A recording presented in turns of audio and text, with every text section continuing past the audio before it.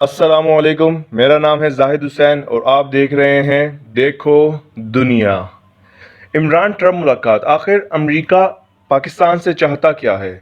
پاک امریکہ تعلقات میں تقریباً 1.5 سال کی سرد مہری کے بعد اسے ایک مثبت پیش رفت سمجھا جا رہا ہے، لیکن سوال یہ کہ اس ملاقات میں فریقین ایک دوسرے سے کیا مطالبات کر سکتے ہیں۔ اس حوالے سے جانز ہاپکنز یونیورسٹی کے پروفیسر جوشوا وائٹ کا کہنا ہے کہ یہ تبدیلی افغانستان میں امریکی لائحہ عمل کی تبدیلی ہے۔ ان کے مطابق بنیادی طور پر امریکہ کی افغانستان میں اسٹریٹجی تبدیل ہو رہی ہے۔ پروفیسر جوشوا وائٹ کا کہنا ہے کہ ٹرمپ انتظامیہ کے ابتدائی مراحل میں امریکہ کی کوشش تھی کہ طالبان اور کابل کے درمیان طاقت کا توازن بدل سکے تاکہ مذاکراتی میز پر ان کے ساتھ زیادہ اثر و رسوخ ہو۔ پھر انہیں اس بات کا احساس ہونے لگا کہ یہ لائحہ عمل کام نہیں کرے گا۔ جیسے ہی انہوں نے طالبان کے ساتھ مذاکرات کرنے کا راستہ اپنایا، انہیں پاکستان کو جگہ دینی پڑی۔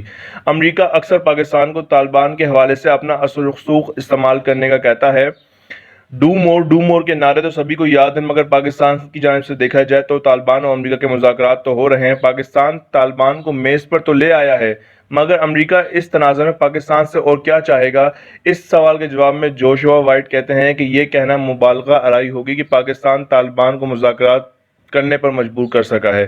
میرے خیال میں پاکستان بالکل تھوڑا مددگار ثابت ہوا ہے، خصوصی طور پر ملا برادر کو اس بحث میں شامل کرنے میں، مگر یہ کہنا شاید درست نہیں ہوگا کہ پاکستان طالبان کو مذاکرات کی میز پر لایا ہے۔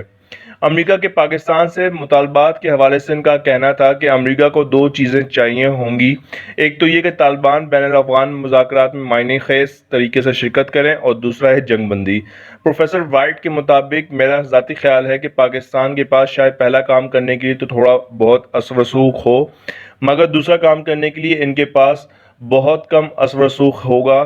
زیادہ مسلح بغاوتی تحریکوں کرنے والے مذاکرات پر دستخط ہونے سے قبل جنگ بندی سے گھبراتے ہیں، کیونکہ انہیں لگتا ہے کہ ان کے ہاتھ میں جو پتے ہیں وہ ضائع ہو جائیں گے۔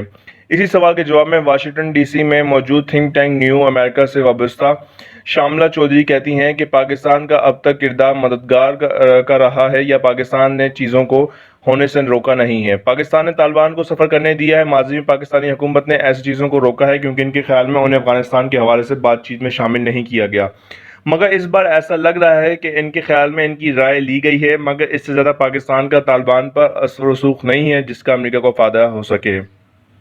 پاکستان امریکہ سے کیا مانگ سکتا ہے؟ دوسری جانب پاکستان کے اس دورے پر امریکہ سے کیا امیدیں وابستہ ہوں گی؟ اس میں سرفہرست فائنینشل ایکشن ٹاسک فورس یعنی FATF میں مدد ہے۔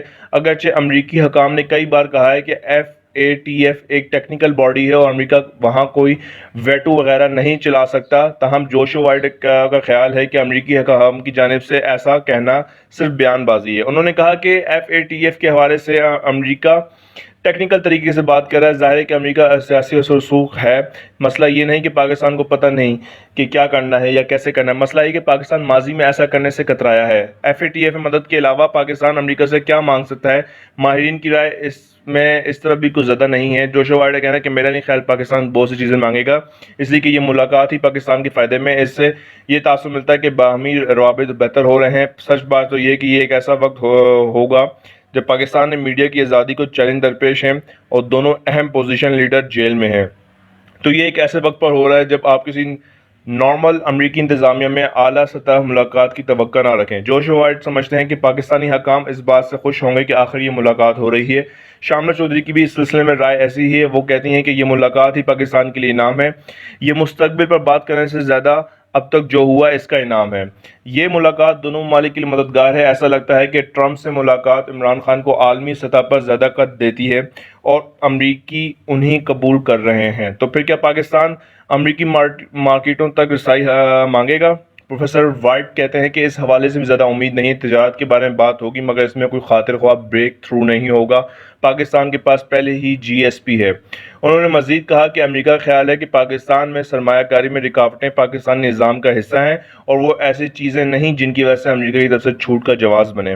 شاملہ چودھری کہتے ہیں کہ پاکستان فری ٹریڈ یا NSG کے بارے میں بات کر سکتے ہیں، مگر عموماً جب آپ کسی ملاقات میں ایسی بات کرتے ہیں تو عام طور پر اس کا ہوم ورک ہو چکا ہوتا ہے۔ اعلیٰ سطح اجلاس میں تو صرف साइन ऑफ होता है, मगर इनमें से किसी पर काम नहीं हो रहा। अमरीकियों के लिए ये मुलाकात ही हदफ है। इलाकाई अमन अहम है यानी इंडिया। जोशो वाइड का कहना है कि इमरान खान के इस दौरे पर अफगानिस्तान के अलावा जो अहम बात अमरीका करना चाहेगा वो इंडिया के हवाले से है। इनका कहना था कि लश्कर तैयबा और जैश मोहम्मद जैसे गरबा जिनकी तवज्जो इंडिया पर मरकूज है, इन पर बात हो सकती। ताहम इस हवाले से शर्मा चौधरी का कहना है कि यहाँ कुछ नया नहीं होगा। हाफिज सईद की गिरफ्तारी बहुत आम सी बात है, और सच जाने तो इस वक्त अमरीका को इससे कोई फ़ायदा नहीं है। हाँ, इसका क्रेडिट लिया जा सकता है, दहशतगर्दों के बारे में बात ज़रूर होगी, मगर शायद कोई ख़ास चीज़ ना मांगी जाए। ईरान अमरीका कशीदगी।